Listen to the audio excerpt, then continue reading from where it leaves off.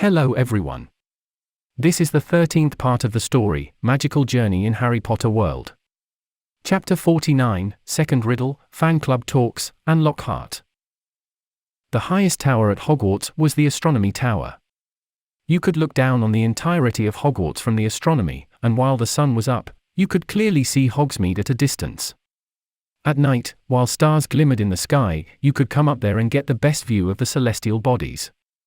Friar, the Hufflepuff ghost, floated at the highest point of Hogwarts, admiring the view of the stars, looking at their bright shine, making their position known to everyone who could see. In the centuries he had been here, Friar had made visiting the Astronomy Tower to look at the stars a habit. Tonight was one of those nights when he came here to be at peace, away from the hustle-bustle of the students and the loneliness of the castle when those same students rested in their common rooms and dorms. Friar, the ghost, who was once a clergy of the mendicant religious order, turned around his spectral body to see a student standing there in casual clothing. Friar recognized the child immediately. Quinn West greeted Friar, floating closer to the young Ravenclaw who had dared to explore the mystery of the cursed vaults and had, against all odds, achieved the accomplishment of being the first one to survive the first vault and successfully opening it. He found the secrets that the cursed vault hid behind the millennia-old gates. "It is nice to see you again, Friar. You look as jolly as ever," greeted Quinn. He gazed at the sky and remarked, looking at the stars, "Eh?" Friar studied the child in front of him before speaking, "A hobby of mine. Looking at stars calms me down." Friar looked above at the clear sky. A quiet fell between the ghost and the living person, as both relished the sight of the vast universe that was visible to the naked eye. Friar was the first one to break the silence as he asked, "I presume that you have come to me for the clue for the next vault." I had enough time to rest. "The next adventure awaits for me," replied Quinn, still looking at the night sky above. A cool breeze blew on the tower, not so chilly and just the right amount of cool that it felt comfortable as it brushed against the skin. "Do you remember how I told you that no one went past the first vault?" asked Friar. Memories of the numerous people who attempted to challenge the vault passed through his mind, ones who failed, died, lived but gave up, and many others. "Yes, I remember that," spoke Quinn. "I am the first one to open the first vault or, as I like to call it, the Icy Vault. The defense mechanism to prevent people from accessing absolute zero had kept people at bay, instilling fear into their hearts and chill into their bodies. Yes, you are the first one. So, you will be the first one to explore the second vault." He glanced at Quinn, his ghostly eyes peering at Quinn. "The second vault is a mystery, even to me. I don't know much about it." Quinn pulled his gaze away from the sky and trained them on Friar, who showed a worried expression on his translucent face. "You look worried." Friar clenched his hands, gathering his monk robes as he balled his fist. "The second vault is very dangerous. At least it is dangerous, possibly fatal to use ghosts."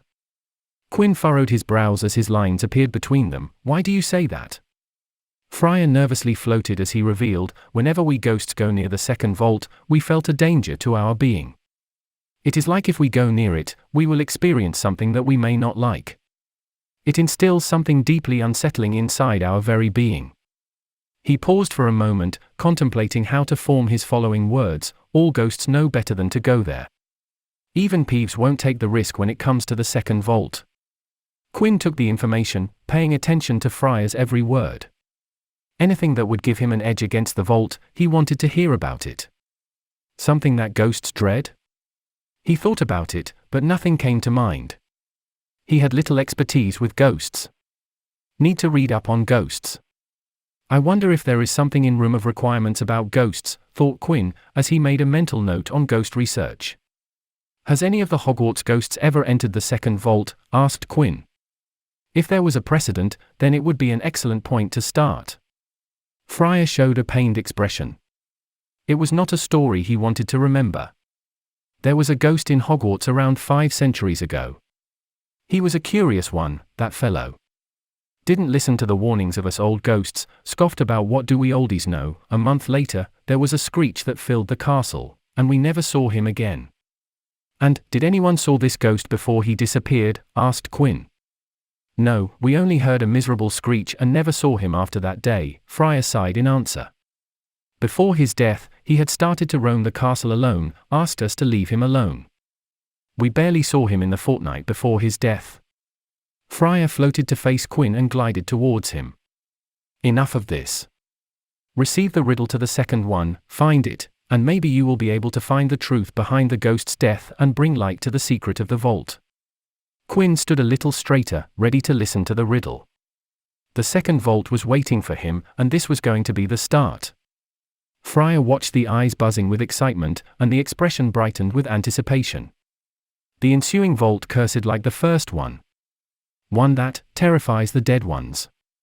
It dwells on the stage of completeness. Sheltered by the oil of green revenge. If you want to taste the reward. Accolades you need to appreciate. But are you ready?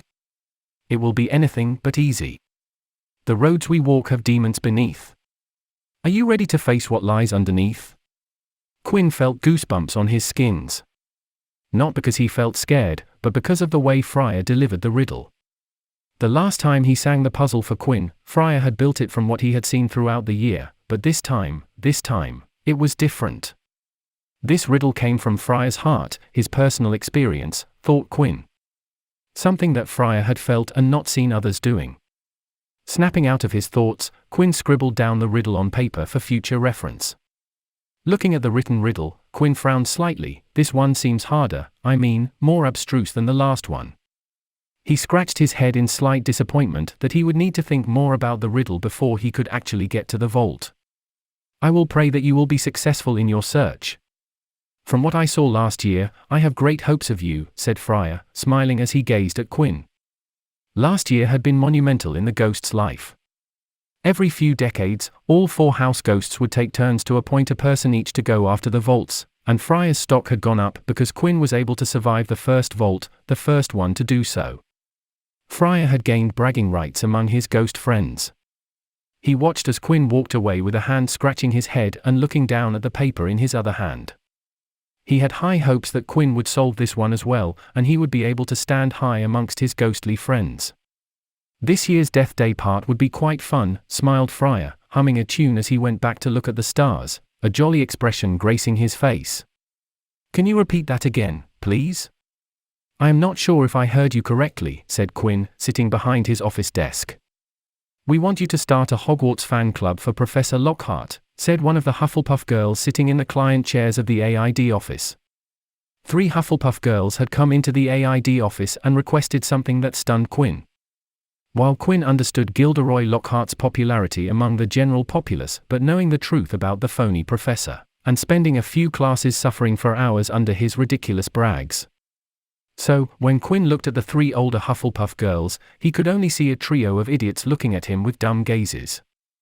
Quinn shook his head off the derisive thoughts about the older girls and said, "All right, I can do that for you guys." He took out a sheet of paper from his drawer and wrote stuff on it. First, we need to identify the club's objectives. Think about what kind of club you want to start and what you hope to achieve. In your case, you want to meet other people with similar interests. One girl perked up and chimed in, "We want to discuss Professor Lockhart and share it with other people. We want more people to about the professor's greatness. He is so charming, so handsome, and not to mention so brave," dreamily sighed another girl. It brought dreamy expressions to the other girls' faces. Quinn held back a gag and spoke, "All right, the best way to spread Professor Lockhart's good deeds," he emphasized on good, "is to make sure that everybody has access to his work, so it would be best if you girls could donate some of his works to the club." "We can do that. I have all the professor's books with me," exclaimed one girl. Quinn nodded, not mirroring her excitement. "Excellent, I would need some seed money for the start of the club to create some flyers for promotion and things like banners and decoration. You can provide me with designs so I can make them, or I can take care of it," said Quinn. He looked up and said, "If you guys want, I can arrange a room for you guys to meet for meetings, or you can get permission on your own. About the meetings, I would also need you guys to choose a day of the week when your potential members are likely to be available, such as a Saturday or Sunday, because there are no classes on the weekends, but I would suggest that you avoid Sunday. Once you recruit more members, you can discuss everyone's availability and a meeting schedule." Quinn wrote something and continued, "The best place to find members is from your own social circle. So you can promote among your common room, and if you hire me, I can promote this in all 4 common rooms. After you gather members, which will not be difficult given the professor's reputation, you need to prepare for the first meeting. The first meeting is important as it needs to be interesting so that you can retain interested people. You could prepare some games or icebreakers so your members can get to know each other. Then, spend some time talking about what each member hopes to get out of the club, what they think it should focus on, and ideas for activities or events. Quinn went on droning about what the girls needed to about the fan club, and the girls just sat in their seats, stunned, staring at Quinn with open jaws. They became a little worried about the work that needed to go into creating a fan club. This was supposed to be a fun activity, but Quinn made it seem like a tough job. Wait, this is too much, said one girl, causing Quinn to look up for his sheet of paper on which he was listing the tasks to accomplish. He noticed the discomfort on their faces and scolded himself for causing them discomfort. The client needed to be comfortable while doing business. Grandfather taught me better, thought Quinn, and immediately switched gears. He put on a calming smile and eased the worries of the girls. I know it might seem a little too much, but you don't need to worry about it. I will take care of it. You guys just need to decide what you want to do in the club. I will take care of all the complicated stuff. Rest assured, you won't hear a single thing about all the tedious tasks, so just spread your creative wings and work on how to make the fan club fun. Quinn didn't apologize for overwhelming them, as he wanted them to feel that Quinn was giving them a great deal of help by taking care of all the hard stuff. And his words did bring the girls some comfort as their stiff expressions softened up. I see, that is good to hear. Thank you for helping us. We never thought it would be so difficult. Waving his hand to dissuade their worries, please, I am just doing my job. I will make sure that you girls' fan club would be the best in Hogwarts. Quinn talked to them for a while, this time making sure that they were comfortable and happy. By the time they were out of the AID office, they were excited about the future of the upcoming Lockhart fan club. When they left, Quinn leaned back in his chair and groaned loudly. He didn't want to create a fan club for the jerk, but a job was a job. He couldn't start the year with a rejected job. That was just bad business. After groaning and whining for a minute, Quinn suddenly sat up straight, his eyes shining with euphemistic sparkle. Wait a minute, isn't this great? Exclaimed Quinn. He was dreading doing this job, but right now, the gears were turning his head. I could use this, said Quinn, taking out a new sheet of paper and started to write the things he needed to do. Quinn knocked on the door, but not before taking a deep breath and putting on a joyous smile on his face. Professor Lockhart, may I come in? Yes, Quinn was doing a thing he never thought he would do, talking to Gilderoy Lockhart on his own accord. Lockhart, who had his signature smile on his face, looked up from his desk. Quinn assumed he was replying to fan mails. Yes, child, please come in, said the phony, with his smile widening. Quinn walked inside and reached Lockhart's table. He was here for something that, if it went smoothly, would be profitable for Quinn. Good evening, Professor. I have something to talk to you about, greeted Quinn, his eyes gazing across at loads of fan letters on Lockhart's desk. Yep, he was right in his presumption. Of course, you have come to the right place. Talk to me, I will help you out, and you will be singing my praise by the time you are out of the room, bragged Lockhart. No, you would be quite happy by the time I am done with you, thought Quinn. He took a seat and smiled. I am here because I have been charged with creating a Hogwarts-based fan club for you. Quinn threw the bait, and the Gilderoy fish jumped at it like a tasty treat. A fan club, you say? What a noble and novel idea. Tell me more about this fan club, spoke Lockhart, with enthusiasm shining in his eyes. If there was one thing Gilderoy Lockhart loved, it was fame. Gilderoy Lockhart was born to a non-magical father and magical mother. Out of the 3 children of the couple, Gilderoy was the only one with magic, and it brought a lot of joy to his mother. She treated Gilderoy as her favorite child and pampered him rotten. When Gilderoy got his Hogwarts letter, a seed of vanity to grow like a tenacious weed. He had hoped to be greeted by whispers and stares, as in his mind, he was already a fully fledged genius with exceptional magical prowess. The fact that he was merely ordinary, that more talented and gifted children were there, and his naturally wavy hair particularly impressed nobody, disappointed him. He did have above-average abilities. Lockhart was cleverer than most of his classmates, but had a terrible flaw in that Lockhart would not try unless he was confident he would be the best of whichever particular team, group, or class he was with at the time. Even if he fell short of his ambitions, that he would freely share with anyone who bothered listening. He bragged he would succeed in creating the Philosopher's Stone before leaving school, and intended to captain England's Quidditch team to World Cup glory before knuckling down to becoming Britain's youngest minister for magic. His vanity was such that he valued learning not for education but because it granted him attention. He craved attention and prizes and begged the headmaster to start a school newspaper purely so he could see his own name in print. When these exploits failed to grant him attention, he took to grander, more dramatic means of garnering attention. He achieved minor notoriety by carving his signature in 20-foot-long letters into the Quidditch pitch, earning him a week's worth of detentions. Created a spell that shot a hologram of his own face into the sky in imitation of the Dark Mark and sending himself 800 valentines, causing breakfast to be cancelled because of the number of droppings and feathers in the porridge. He increasingly devoted his talents to insincere shortcuts and cowardly dodges, focused on attention and neglecting genuine learning. After he graduated from Hogwarts, he employed the same habit of cowardly methods, deceit, and fraud, but took them to the next level and became an accomplished author. Traveling to exotic parts of the world and having mastered memory charm shortly after graduation, tricking accomplished witches and wizards into revealing their grandest of deeds and then erasing their memories, promoting them as his own. So, hearing about a fan club in his alma mater interested him greatly. He understood Hogwarts was the premier institute for all British and Irish wizards, so he knew what kind of reach and demographic he could develop if a fan club was set up here in Hogwarts. There has been a demand for creating a club focused on you and your work. I have been charged to create it, and I need a little help from you in your capacity as a professor. Oh. Do tell me, I would help you with everything you will need, offered Lockhart, showing full enthusiasm for the matter. Quinn took out a bunch of sheets of parchment and said, while it is possible to create a club with no need for professor's permission, but I think that if I have permission from a professor, then it would provide the club with a solid foundation. He set down the small stack of parchment in front of Lockhart and spoke. I need you to sign these requests for an allotted classroom as the club base, permission to promote the club without getting into trouble, and other technicalities that enable the club. Please sign these so I can get the ball rolling.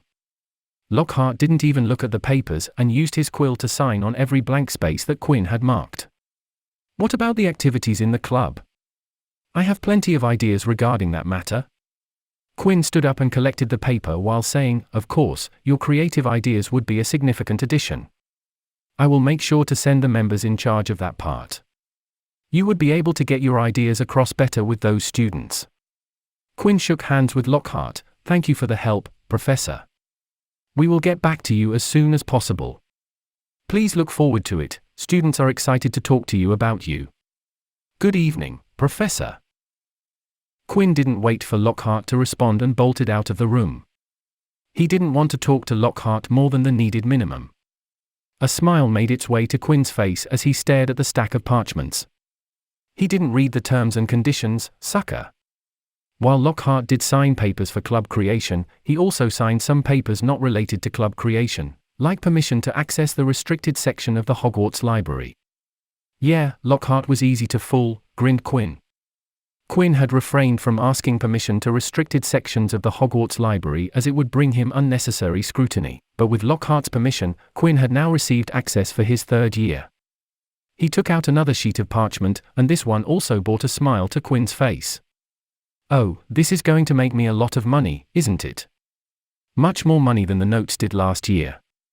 On the signed sheet of parchment, Lockhart had given Quinn the permission to produce and sell merchandise in Hogwarts, and Lockhart had relinquished any claim on the profits. It was a proverbial gold mine. Quinn hummed as he walked his way to get the whole thing started. Chapter 50, Weaslett, Divergence, and Profits. Walking in the Hogwarts corridors could be a daunting challenge if you didn't know your way around. There were too many corridors, cuts, paths, doors, and goddamn stairs that liked to shit with people.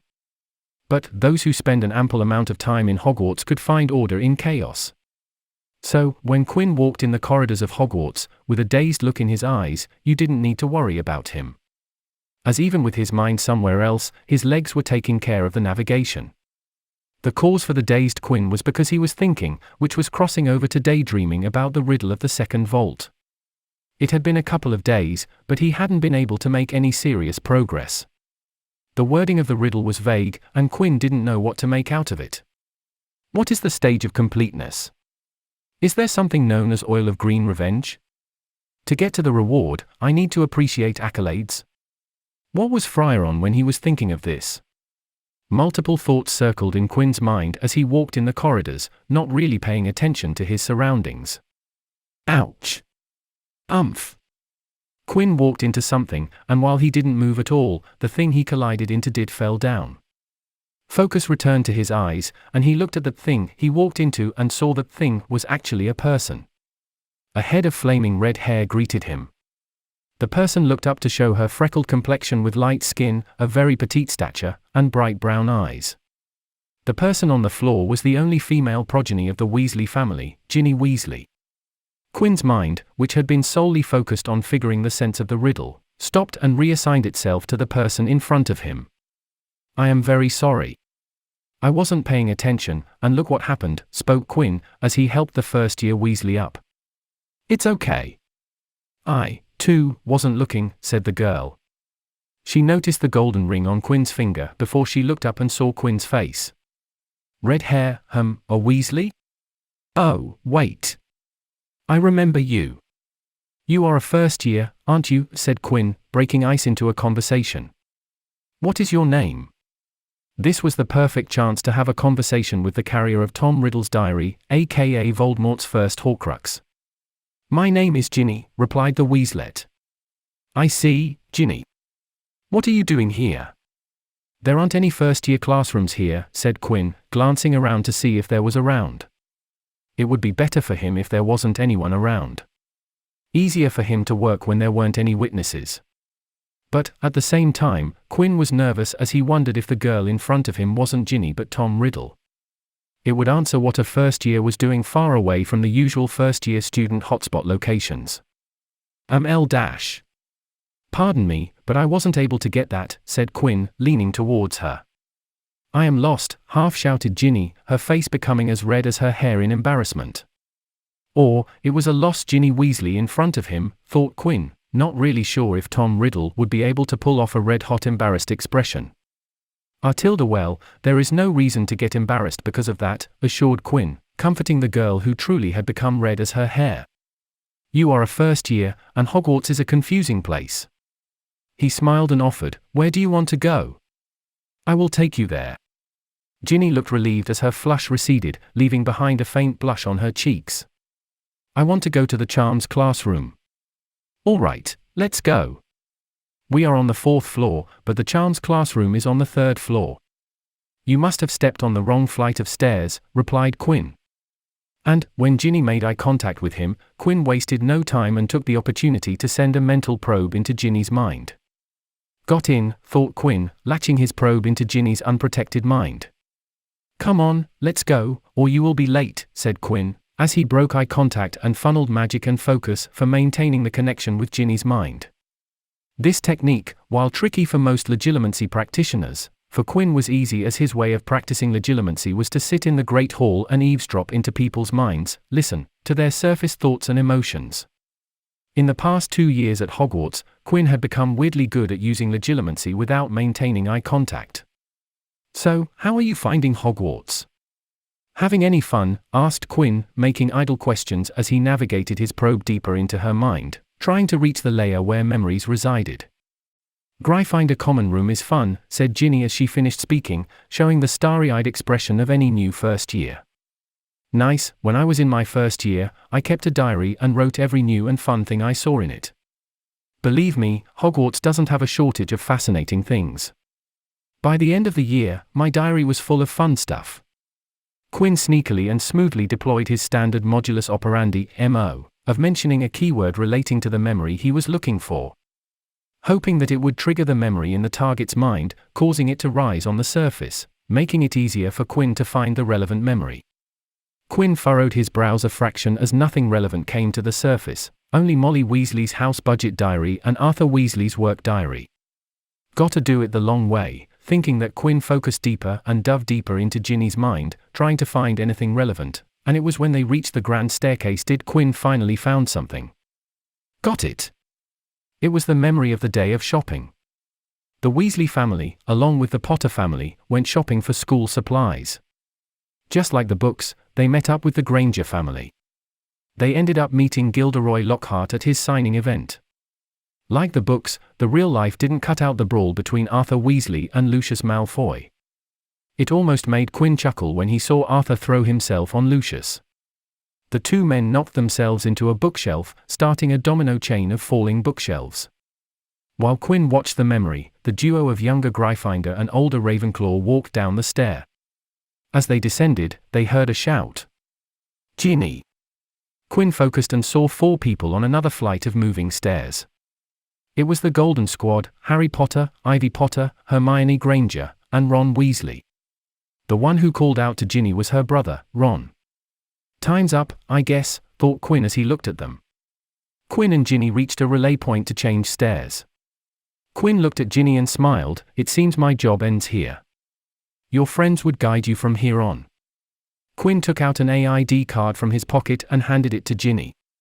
If you need help with anything, you can see me here. I will try my best to help you out, said Quinn.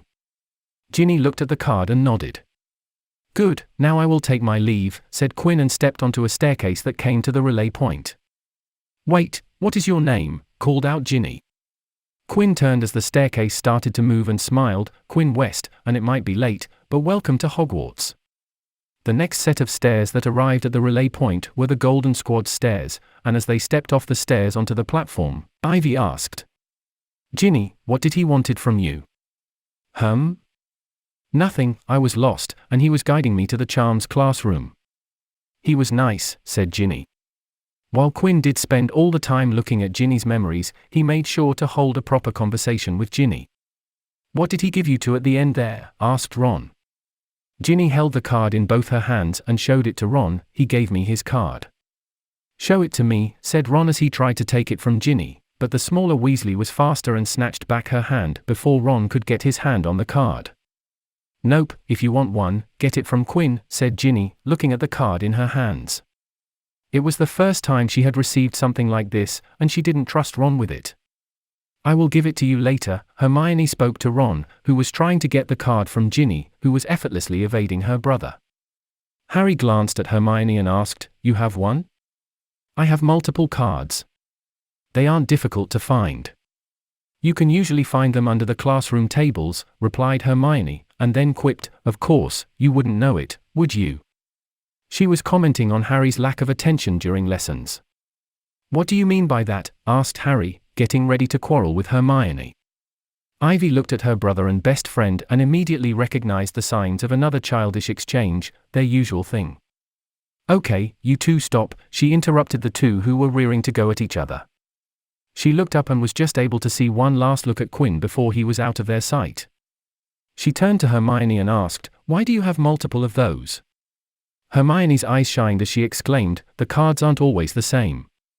I have 6 different versions of cards, each one better than the last one. The charms on the cards are so fascinating, every card has charms I don't recognize. Even now, I don't completely understand what went into creating them.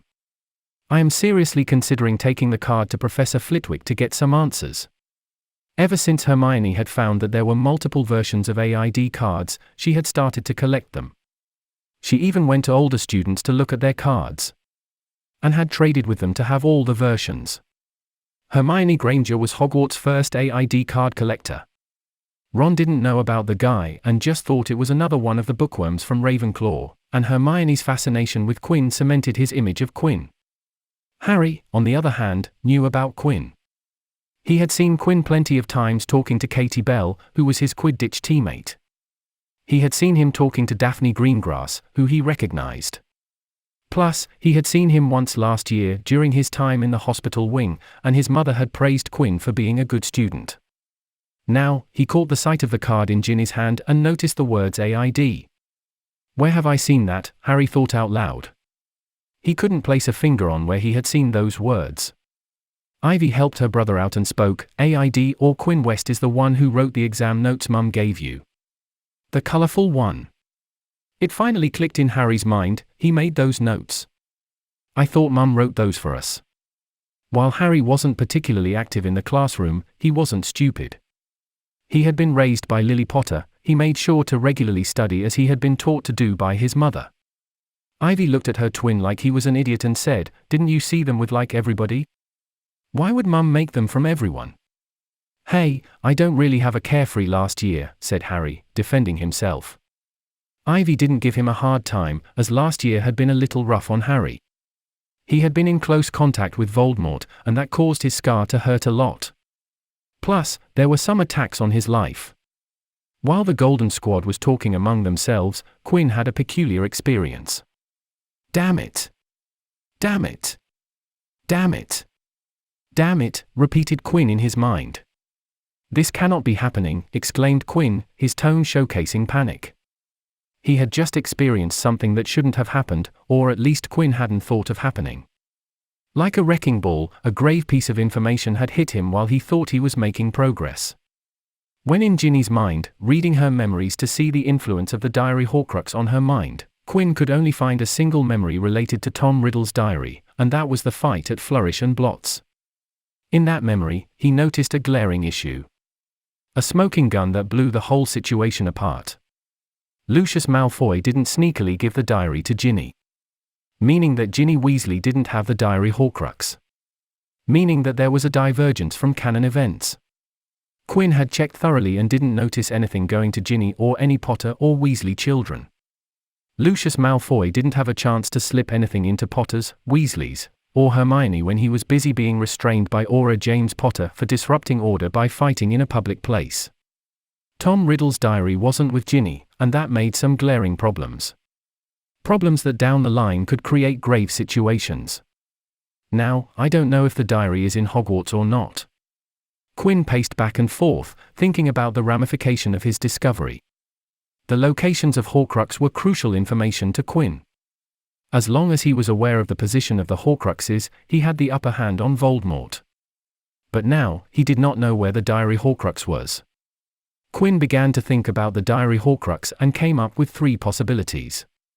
First, the diary Horcrux could still have made its way to Hogwarts, but with another student. Lucius Malfoy could have simply dropped it with another student, resulting in it coming to Hogwarts. If this was the case, it was the closest to the canon events, and Quinn would like it the most. Second, the diary Horcrux remained at the Malfoy Manor, safe in the protected manor, as it had been since Voldemort had entrusted it to Lucius. If this was the case, it caused some problems, as when Voldemort gets a body, there was a high chance Malfoy Manor would become Voldemort's headquarters. If that happens, it would mean that Voldemort would have a Horcrux close to him, which was not a pleasant thought. Third, Lucius had sold the diary Horcrux, and its location was unknown. This was the worst of the scenario, as that would mean that a Horcrux was out there, and as long as it was intact, Voldemort couldn't die. This scenario was the least plausible, as Lucius might not sell something given to him by Voldemort. But one could argue against it by saying that Lucius was carrying the diary with him on the day he was selling dark objects to Borgin Burkes to get rid of it. He wanted to sell dark items to protect himself if the Ministry arrived knocking at his door because of the stricter standards. And, let's say that diary Horcrux never came to Hogwarts, which would mean that diary Riddle would never wake the basilisk up and Harry would never kill the beast, and it would be still alive. If Voldemort attacked Hogwarts, then the basilisk would definitely be part of his forces. A magical beast that could kill with a single glance was a game changer. It would be more effective on a battlefield than Voldemort himself. Quinn heaved a heavy sigh as he thought about the situation that was getting out of his hand. The future knowledge was an essential asset for Quinn, and every change would decrease his safety in this world. He looked up at the ceiling before glaring hard. "I blame fate for this. Did you hear me?" "I blame you," screamed Quinn at an entity he didn't know if it even existed, but it was the action he took, and while it didn't solve the situation, it did help slightly to alleviate frustration. He stomped hard on the floor before walking away. He needed time to think and make sure he was safe in Hogwarts. It was true that Quinn was having a not-so-good time because of the Horcrux situation or that he had made little progress with the Vault Riddle, but there was a single thing that was buzzing with positive activity.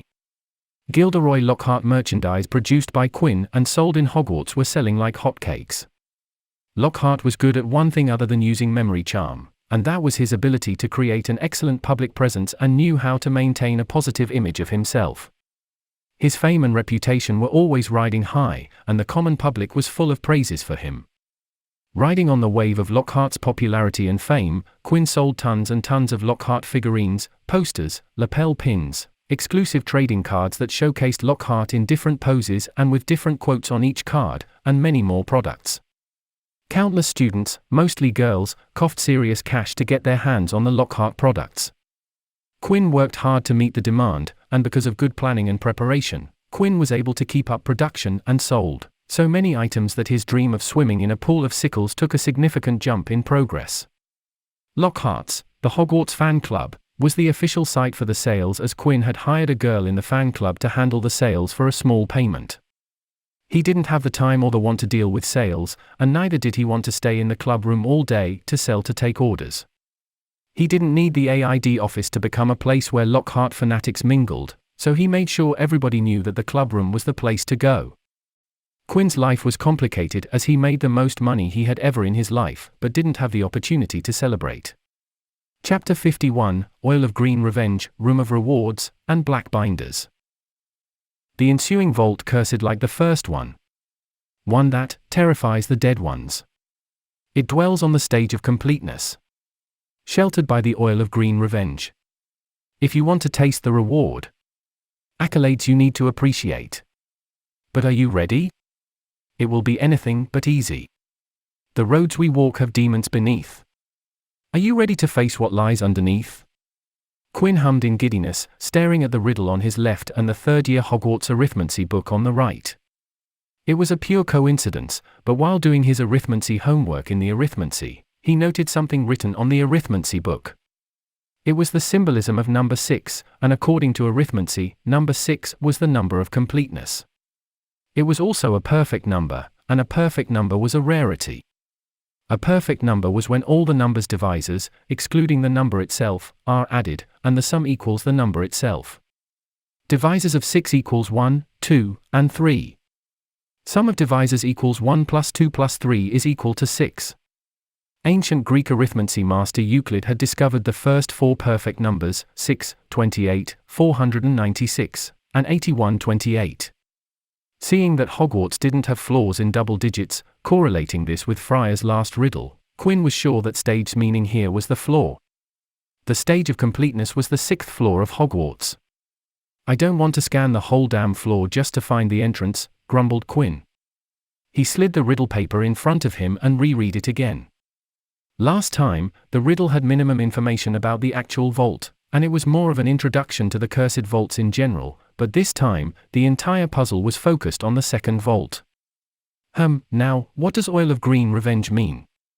Sitting in his office, Quinn tapped on his table, looking around the room, wondering about the wording. The ticking of the clock could be heard clearly in the quiet room. The tapping of the table turned rhythmic as he tapped out a tune. Slowly all 5 fingers and palm came into play, performing a tap tune with his hand beating against the table. His head started to bob with the music. Slap!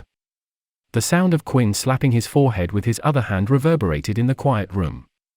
"What are you doing, man?" scolded Quinn. He got up from his chair and paced up and down in the room, trying to think of a solution. Time ticked away as Quinn tried all kinds of things like doing a handstand, laying down on the floor, sitting lotus style, eyes closed, and anything that might work, but nothing worked. After an unidentified time, Quinn ended up watching a non-magical painting on his office wall.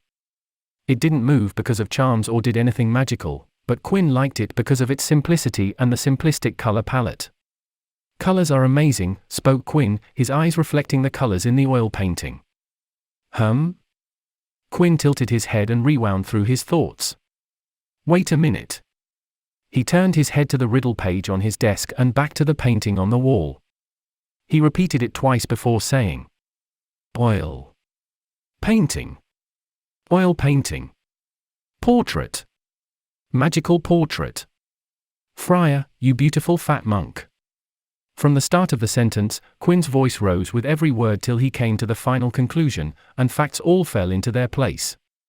Quinn didn't wait for a single second before he put on his Hogwarts robe, and while he did that, his table packed itself, and the page of the riddle flew into his hand.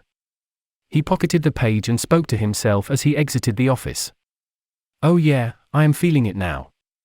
There is no point in being that if you can't have a little fun."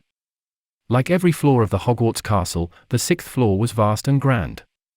Full of different corridors and turns, with rooms that hadn't been opened in hundreds of years because the castle was so huge that the occupants never needed all the extra accommodations. Ghost and portraits were a charming feature of Hogwarts.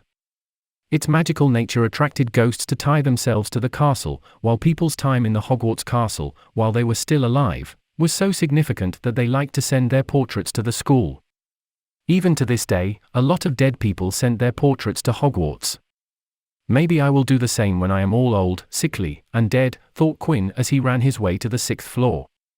He reached the floor and walked to the first portrait he saw. "What's your name?" The man in the portrait looked at Quinn before stroking his mustache as he introduced himself. "Tatum Blakesley is my name, mustache is my game." Quinn cut him off and said, "Tate's Homestead?" "No, that isn't anywhere near Green Revenge." He looked at the next portrait. "What about you?" "Lady Eberhorn." Quinn shook his head. "From the fortress, that doesn't match either." Quinn went one by one to every portrait and asked their names, trying to relate them to Green Revenge, but nothing matched. He stopped after a couple of tens of portraits and grunted, "Okay, this is taking too much time. Need to speed up the process." He took a deep breath and gathered his magic, and initiated the magic he wanted to use. Quinn opened his mouth and spoke, but not a single sound came out of it. But to every portrait in his sight, they could hear the same sentence. "Everybody, tell me your names." Every single portrait that could see Quinn heard the sentence, and they began moving closer to Quinn by traveling between frames. Some portrait people away from Quinn also came to see what was happening. And tons of portrait people peered at Quinn from the picture frames on the walls. Quinn shrugged, nodded in amazement at the number. "All right, a little more than I was expecting, but why not? Go ahead, speak your names together at the same time." He closed his eyes and focused, diving deep into his magic, channeling it to enable the occlumency he had developed throughout the years. His mind thrummed with activity, and then it came. Portraits were copies of their subjects while they were painted, which meant they too had personalities. The portraits began speaking their names, some took the lead, some followed after the first group, while others hung at the back of the group before speaking. A cacophony of names came crashing into Quinn as he sorted through every single name that was thrown at him. Bonifacius Tegula. Eustorgius Nerva. Rodocan Nolani. Amora Nero. Sion Hennis. Adela Dreschnerg. Rabanus Lentinus. Eardwulf Frey. Madison Eccleston. Sidonius Dorso. Roswitha Bone. Cineric Harlow. Eustorgius Nerva. Vindictus Viridian. Hildebrand Forsbergs. Quinn visualized every single first and last name in his mind, looking at their meanings from their root language and culture. Every name appeared in front of a mental image of Quinn, and it would immediately turn into its closest meaning before Quinn would swipe his hand, and it would disappear, and the process would be repeated with a new name. Celtics, Roman, Germanic, and Old English meanings floated in his mind. Tens and tens of words flashed in his mind at an occlumency-aided speed that was remarkable for someone Quinn's age. "Wait a second," shouted Quinn. He swiped his hand from left to right, and a pair of words appeared in his mind. Vindictus Viridian. Vindictus is derived from the Latin vindicta, meaning revenge, and the surname Viridian from the Latin viridis, meaning green. Revenge and green floated in Quinn's mind, and he switched the words to get. "Green Revenge," he whispered and slowly opened his eyes. "I found it." He looked at the horde of portrait people and asked, "Who among you is Vindictus Viridian?" A lady stepped in front of the group, and that confused Quinn. "You are Vindictus Viridian." He thought it was a guy's name. The lady shook her head and spoke, "No, Mr. Viridian left. He doesn't like noisy places, so when we spoke all the names, he left because it got too noisy." Quinn clicked his tongue and asked, "Where can I find him then?" Another portrait spoke from the herd, "Why yeah, we can't tell. Mr. Viridian doesn't like that, says that it just attracts more noise." Quinn looked at the entire herd of staring eyes and asked, "Anyone else who wants to speak up?" No one spoke and just shifted on their painted feet. Quinn was surprised by this and thought Vindictus Viridian might be an important man. "All right, ladies and gentlemen, you were helpful. You may leave and go back to your lives. I mean frames." The portraits weren't alive, so telling them to continue on with their lives was wrong. "Sorry about that," said Quinn before walking away to a place with no portraits. He leaned against a wall, crossed his arms, and began thinking. Let's see. Who is Vindictus Viridian? He wanted to check if there was someone with the name in his memory. A faraway look appeared in his eyes as Quinn dived into his mindscape and started looking for anything that would mention Vindictus Viridian. After a minute or two, Quinn finally found a mention of the name in his memory and was surprised to see that Quinn did know a lot about Vindictus Viridian. Professor Vindictus Viridian, potioneer, author, and headmaster of the Hogwarts School of Witchcraft and Wizardry in the early 18th century. Now, I see why the portraits weren't willing to speak about him. During his lifetime, he published a famous book on minor dark charms known as Curses and Countercurses, Bewitch Your Friends and Befuddle Your Enemies with the Latest Revenges. A book that was still extremely famous among students in Hogwarts and could be found with a large part of the student population. In other words, he was still a best-selling author centuries after his death. Focus returned to Quinn's eyes as he moved away from the wall and exhaled, "He will be on the 6th floor. It won't be difficult to find him." "Damn, it was hard to find you," exclaimed Quinn as he stared at the portrait of Vindictus Viridian. He had to look at every portrait frame, and through extraordinary events, Vindictus Viridian's portrait frame was the last one he found. Vindictus Viridian looked up from a book he was reading and stared at Quinn. "You are the boy who was asking for names. Why have you come to find me, child?" Quinn observed the portrait frame, which covered the whole door to a room, and said, "I want to get in there." The portrait of Vindictus Viridian was guarding the room to the Room of Rewards, a secret room at the Hogwarts School of Witchcraft and Wizardry that noted students' various achievements. It was different from the trophy room on the 3rd floor. Quinn didn't know how it was different, but he didn't care about that. Damn, Friar really thought this through, didn't he? If I just thought about the next part of the riddle, I wouldn't have spent all that time searching for this, thought Quinn. The next part of the riddle was about rewards and accolades. If Quinn figured that out, there was a chance he might not have to spend so much time wandering around. "No, you can't. Students aren't allowed to go inside," said the portrait of the ex-headmaster. "Why?" "Because I say so," said Vindictus while going back to reading his book. Quinn squinted his eyes before asking, "Is it because there is a rule against entering the room, or is it just because you just don't want to open the door?" "The latter," answered Vindictus, not looking at Quinn and reading his book. "All right, if this is how you want to play." Quinn turned away from the portrait and walked to a place where a Vindictus couldn't see him and took out Reckon. "Let's see if you are so stuck up after this." He looked at the map and found the thing that would help him show up Vindictus. He closed Reckon and walked back to the portrait. Portrait Vindictus sighed as he looked at Quinn. "Boy, I will repeat, you aren't getting dash dot. Summa premium." Portrait Vindictus stilled in his chair and turned to face Quinn. "What did you say?" "Summa premium. Now, open up. Let me through. Reveal the treasure." "Get out of my way, Grandpa," said Quinn, smirking his face off. He had read the password for Room of Rewards from Reckon and now was rubbing it in Vindictus' face. Portrait Vindictus didn't say a word as the door to the Room of Rewards opened up, but he did stare at Quinn the whole time. Quinn stared back at the ex-headmaster as he strutted his way into the Room of Reward. The inside of Room of Rewards wasn't filled with trophies or awards, but with shelves and shelves of black leather binders, with names written in gold on the spines of the binders. He didn't touch anything in this room because of paranoia and just took slow steps to explore the room. He didn't want to make any unwarranted moves in here. Quinn had no plan to have a repeat of the last year.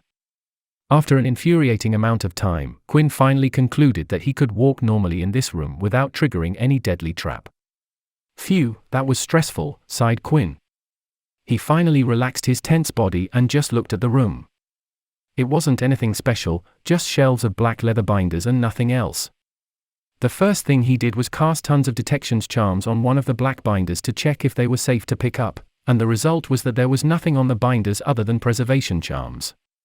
Quinn picked up the binder and opened it to read it. There were tons of parchments inside the binder that told a story about a student named Paige Winthorpe. She was a student around 300 years ago, and in her time as a Hogwarts student, she was made a prefect in her 5th year and continued her way to become a head girl in her 7th year. She was a top scorer in her exams in her time, and it showed in the report cards attached in the binder. Paige Winthorpe wasn't only good at academics, she excelled at sports and part of the Slytherin Quidditch team from her 4th to the 6th year. In short, Paige Winthorpe of Slytherin was an exemplary student. Quinn picked up another binder and saw similar facts about another student and another one and one more. He went through 5 of these binders, and every single one of them was some kind of valedictorian or similar, someone who shined in Hogwarts in a way or another. "Do I have to read all of these binders?" asked Quinn as he remembered about the line in the riddle. "If you want to taste the reward. Accolades you need to appreciate." It made Quinn think he needed to appreciate the accolades that were written in the binders. They showed the student career of the brightest students of Hogwarts, and these binders showed their accolades. Quinn looked at the hundreds and maybe thousands of binders and dreaded going through this much material. He enjoyed reading, but only if it added to his knowledge or if he enjoyed reading something. And he had just read those 5 binders and Quinn was sure that it would get boring real quick. I am going to through the room once again. "Have to check it to find if I miss something," said Quinn, hoping that he missed something. He didn't want to read everything in this room. October arrived, spreading a damp chill over the grounds and into the castle. A sudden spate of colds among the staff and students kept Madame Pomfrey, the matron, busy. Her pepper-up potion worked instantly, though it left the drinker smoking at the ears for several hours afterward. Quinn, too, had spent an amount of time in the hospital wing, brewing pepper-up potions for the season-changing cold, helping the matron with the brewing load. In return, she answered every healing-related question he had. A profitable exchange for both. On the vault of side things, Quinn had little luck finding anything in the room. So, he had no choice but to read the binders. He would spend a lot of time in the room of rewards reading about many students. It turned out that the room of rewards was reserved for the very best of the students of Hogwarts, and every year, the professors would sit and have a meeting to decide who would be admitted into the room of rewards. Those binders held every remarkable detail about the students and the teacher's remarks about the student. Stunning recommendation letters and proof of character from faculty if the students needed them.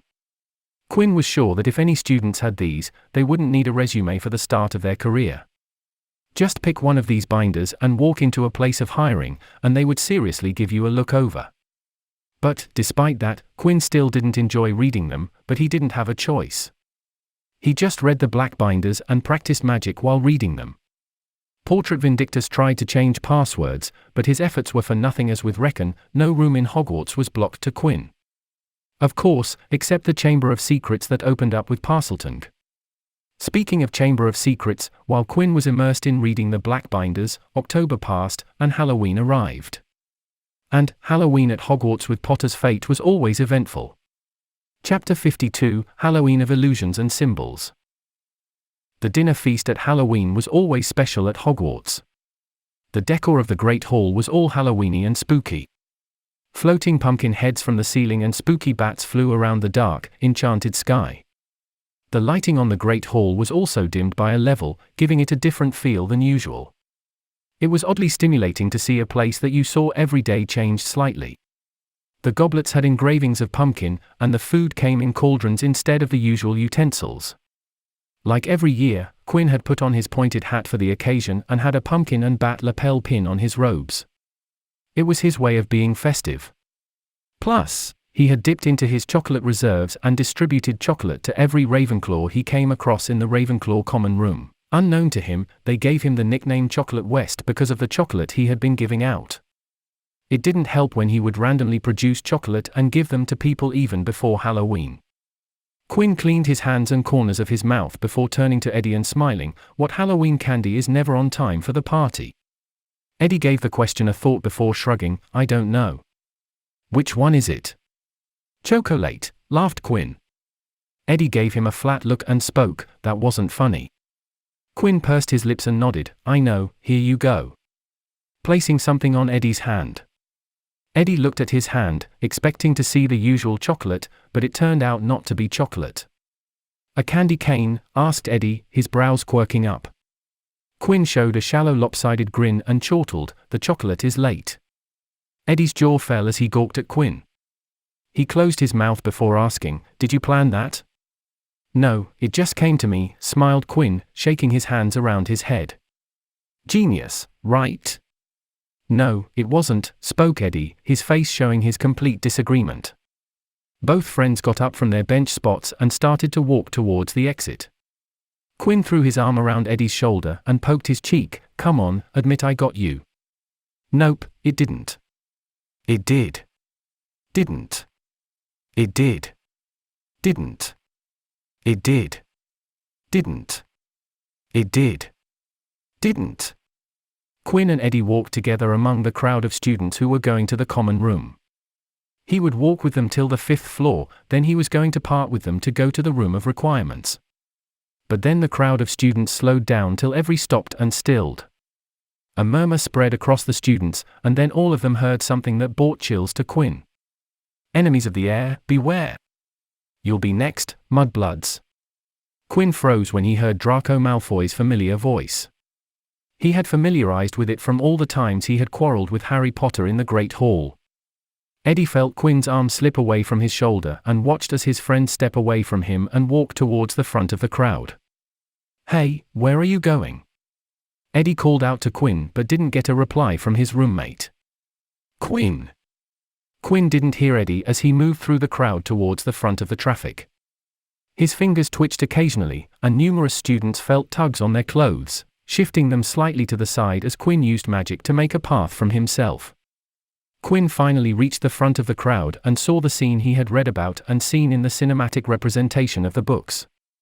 Foot-high words had been daubed on the wall between two windows, shimmering in the light cast by the flaming torches. And, not any words, but words, written in blood red, and the dripping marks certainly upped the graveness of the wording. "The Chamber of Secrets has been opened. Enemies of the air, beware." His eyes shifted away from the bloody words and saw Mrs. Norris, the caretaker's cat, was hanging by her tail from the torch bracket. She was stiff as a board, her eyes wide and staring. "Is she dead?" thought Quinn, and immediately looked at the floor to see a puddle of water. Okay, there is a chance that it might be alive. The events exactly matched the canon, so there was a chance that Mrs. Norris was alive and was just petrified. Quinn finally took note of his surroundings. The chatter, the bustle, the noise died suddenly as the people in front spotted the hanging cat. Harry, Ron, Ivy, and Hermione stood alone in the middle of the corridor as silence fell among the mass of students pressing forward to see the bloody sight. Attracted no doubt by Malfoy's shout, Argus Filch came shouldering his way through the crowd. Then he saw Mrs. Norris and fell back, clutching his face in horror. "My cat! My cat! What's happened to Mrs. Norris?" He shrieked at Harry, his eyes popping red as he looked feral. "You," he screeched. "You! You've murdered my cat! You've killed her! I'll kill you! I'll..." "Argus!" Quinn looked as Dumbledore made his entry on the scene, followed by the professors. In seconds, he had swept past the Golden Quartet and detached Mrs. Norris from the torch basket. He handled the situation swiftly and immediately asked Filch and the Golden Quartet to follow him to his office, and Lockhart offered his office because it was the closest. The silent crowd parted to let them pass. Lockhart, looking excited and significant, hurried after Dumbledore, so did Professors McGonagall, Lily Potter, and Snape. Quinn felt relieved as he saw the events happening just as canon progression. It made him feel in control and brought calmness that the Diary Horcrux was in the castle and not out of Hogwarts, which meant there was a solid chance the basilisk might die at the hands of Harry Potter this year. But Quinn didn't know that his relief would turn against him, as without his knowledge, someone had seen his relief, someone that didn't have a good impression of him. Ivy Potter, the Potter Princess, part of the Golden Quartet, caught sight of Quinn's figure in the crowd's front. And something caught her attention, and when she observed, she saw a look of recognition in Quinn's eyes as he stared at the bloody scene. Her eyes widened as she saw relief and something else in Quinn's expression as he watched the wording on the wall and the hanging cat. A seed of apprehension gripped her heart as she saw him not showing the stunned and dismayed expression matching the others surrounding them.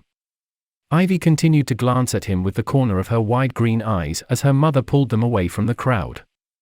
Without Quinn's knowledge, his hated wench had struck again. Fate had placed an impending crisis on Quinn's head, and he did not know what was about to come. The knowledge that the basilisk was active in Hogwarts was a positive and negative thing at the same time. The positive from the situation was that the course of events remained close to the canon progression. Quinn didn't need to worry about canon blowing itself out of the pool and the basilisk wreaking havoc later on. The negative of the diary Horcrux being at Hogwarts was in the short term. It wasn't sunshine and daisies when you lived in the same building as the deadliest snake in the world, one that could kill you with a single look. To feel a moment of safety, Quinn had come to the room of requirement to think about something. He couldn't think much about how to handle the basilisk. Quinn's first priority was to stay away from the serpent and make sure he and the snake never met. He had no delusions of taking on the basilisk. If it was blinded, then I would take my chances, thought Quinn, tapping away at the armrest of the chair he had asked from the room of requirement.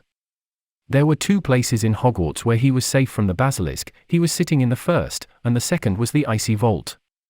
Snakes didn't like cold, and basilisk wasn't an exception. If Quinn became a squatter in the icy vault, he would be safe from the basilisk as it would avoid the cold climate of the vault.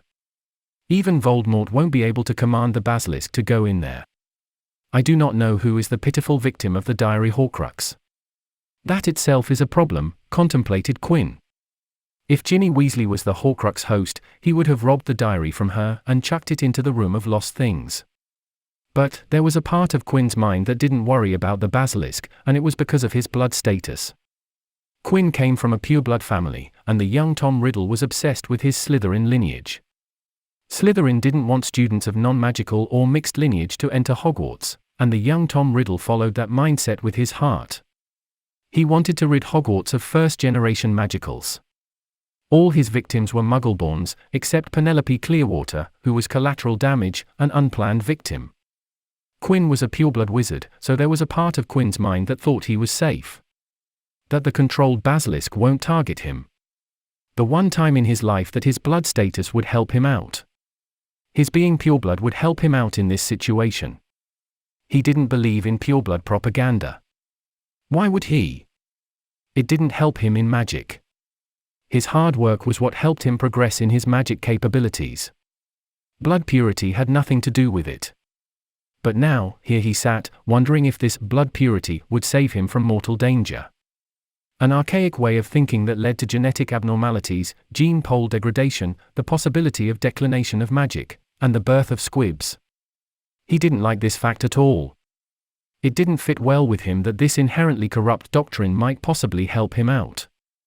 Quinn just sat there in his chair, staring at the floor, lost in thought about the time to come. "Mr. Viridian, how are you today?" "Having a quiet day, I hope," said Quinn as he put on a pair of gloves over his head. Portrait Vindictus stared down at Quinn but didn't open his mouth to utter a single sound in greeting. Quinn waited for some chat back, but as every day, the portrait didn't entertain him, so he moved on. "All right, please open up, I have to go inside." "Password," demanded Portrait Vindictus.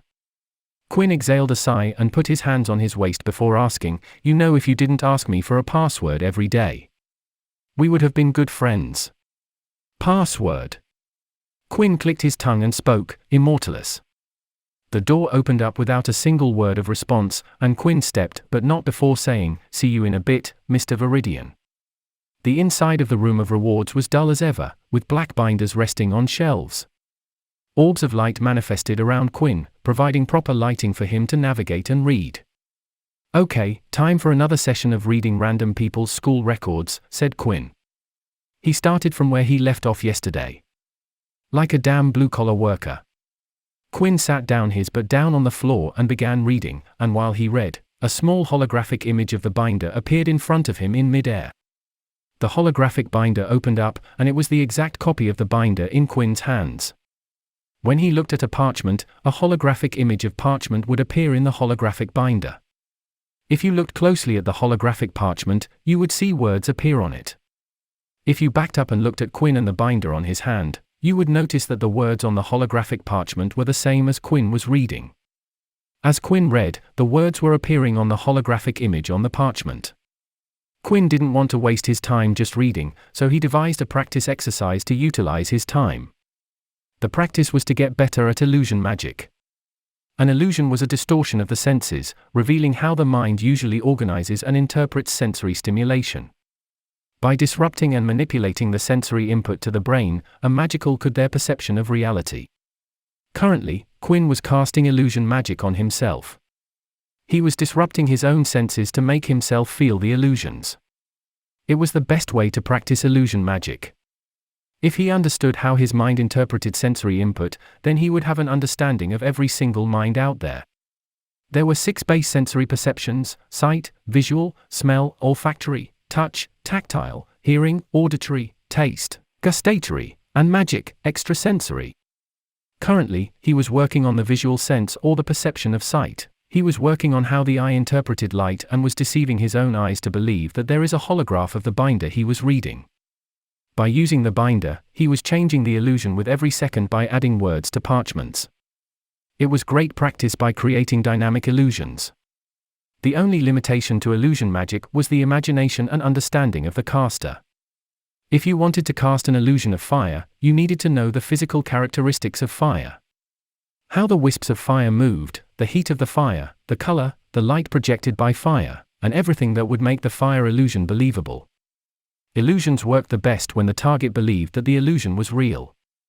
It made the caster's work easier because the target was digging themselves a hole and all the caster was to give them a push. In the quiet room, the only sound was the turning of the pages. Quinn continued to read the student binders, sitting on the floor, and binders would float into his hands, and the ones he read would return to their places on the shelves. After 24 binders, Quinn stood up from his spot on the floor to stretch his body. He walked to the shelf of the binder he was holding in his hand. He arrived at the section of the Room of Rewards that held the records of students from the time Hogwarts was under a century old. Both the shelves and the binders were old despite the preservation's charms cast on them. With a sigh, Quinn looked for the empty slot in the shelf to put the binder back. "Ah, there is it," said Quinn, walking to the empty and was about to put the binder back when he noticed something weird. There was some kind of engraving on the shelf wood that was visible because there wasn't a binder covering it. He hadn't noticed it before because he used magic to draw the binders to his spot on the floor. Quinn put the binder back into its place and stepped back. With a twitch of his magic, the entire row of binders floated out of the shelf and glided overhead. The dust on the empty shelf cleared, and small orbs of light appeared to shed some light on the rack. Quinn moved closer to get a better look and saw that the entire plank of wood was engraved. He thought of something and saw that the roof of the rack, too, was embossed with symbols. "All right," responded Quinn and memorized the symbols on the plank before putting the binders back into the rack. He concentrated on the entire multi-row shelf and pulled out all the binders from top to bottom. And, lo and behold, the entire bookshelf was engraved with symbols. He laughed in discovery. "Now, we are talking." Quinn looked left to right and saw that the designs of the shelves in this section were identical. He had ignored the fact because he didn't think it was relevant, but now it gave him a starting point. He ran to one corner of the section of shelves and pulled out entire rows of binders to memorize the symbols on the wooden planks. Repeating the process on every row of binders and every rack in the section. It took some before Quinn had managed to memorize every single rectangle of symbols. "These aren't from a traditional language," noted Quinn, while he paced up and down the room, thinking about the symbols he saw. He suddenly stopped and blurted, "They weren't complete." He looked around the room and decided that it was time to leave the room for today. "I need to work on this," spoke Quinn. A toothy grin reared on his face, threatening to split his face. He had been reading the boring binders for closer to 2 months now. He knew about people's test scores who were dead centuries ago. Finding this clue was like an escape from his personal hell. Quinn hopped his way out of the Room of Reward and turned back to shoot finger guns at Portrait Vindictus. "See you later, Mr. Viridian." "I will see you later." The stoic man in the portrait just stared at Quinn and began to think of a new password for tomorrow. This marks the end of part 13 of the story, Magical Journey in Harry Potter World. Thank you for listening. Please like the video and hit the subscribe button to listen more. Hit the bell icon to get notified of all the new content uploaded to the channel ASAP.